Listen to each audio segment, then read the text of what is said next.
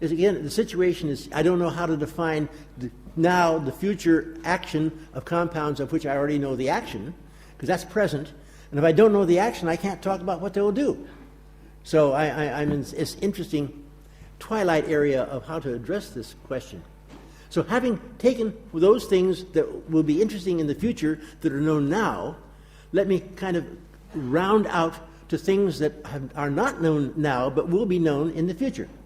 One of the very interesting aspects I'm working on right now is a series of compounds known as 5-ETOs.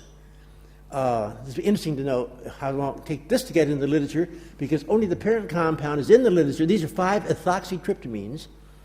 Everyone here, I'm sure, at one level or another knows about 5-methoxytryptamines, 5-MeO-DMT, DIPT, DPT, DET, MIPT, all with a 5-methoxy group. And they're all in the literature, they're all in the chemical scientific literature. But the compounds with, instead of a methoxy, an ethoxy over here, a 2-carbon chain instead of a 1-carbon chain, none of those substituted tryptamines are in the literature.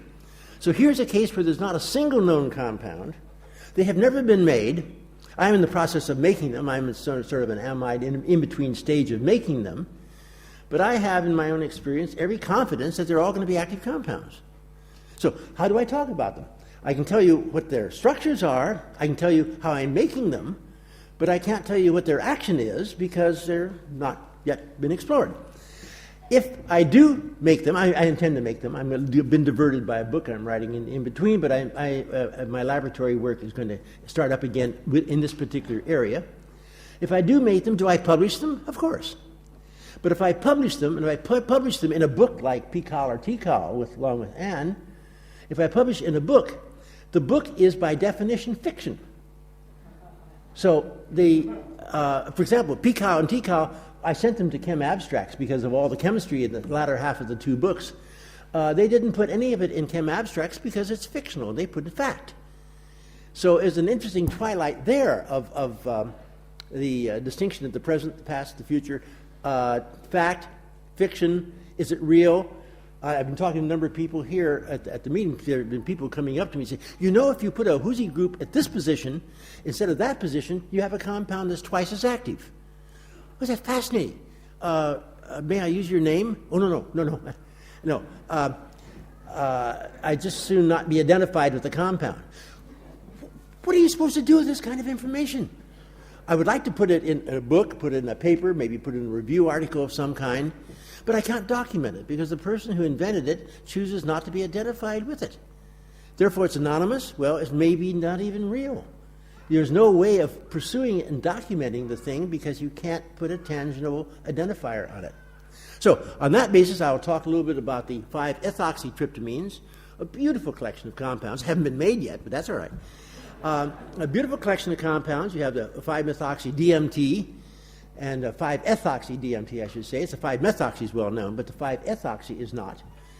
And that can be easily made by running a couple of formic acid ester things and reducing it with hydride. The diethyl compounds are probably best made by taking the 5-ethyl. Oh, first of all, 5-ethoxytryptamine itself is not a commercially available item. It can be made from serotonin by blocking something down here with a blocking agent on the amine group, so you can go over to the phenolic group and put an ethyl ether on there, then unblock the amine group, and then start putting goodies on the nitrogen. Sorry, you know.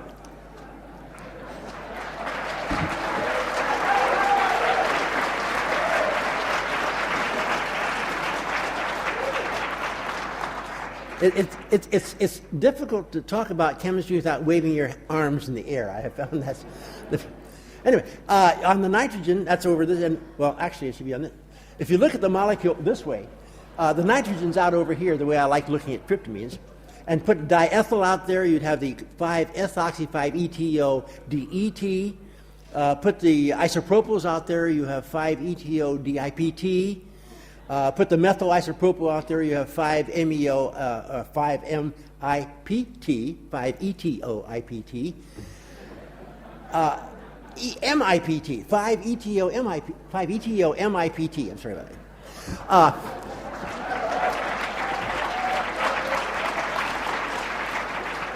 I just got a yellow light telling me to get off the stage pretty soon, so I'll be off in a moment.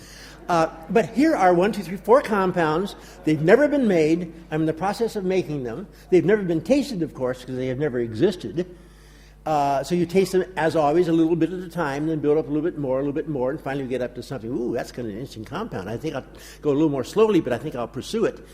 And so now I'm almost certain those 4 compounds are going to be active. It's the analogy is with the amphetamines, the 4 position where you have methoxy, you go to an ethoxy, it enhances the potency and changes the activity in an interesting way. Here's the exact analog in the tryptamine area where you go from a methoxy to an ethoxy. I am sure it's going to change the potency and the action of the compound. I just went red, so I'm out of here quickly.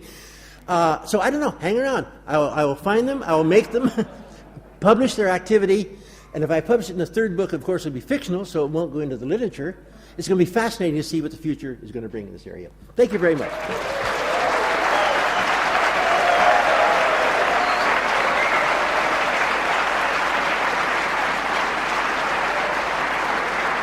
Ganz herzlichen Dank, Sascha Shulgin.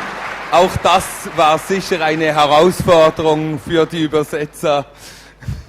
Alle diese chemischen Fachbegriffe in diesem Tempo.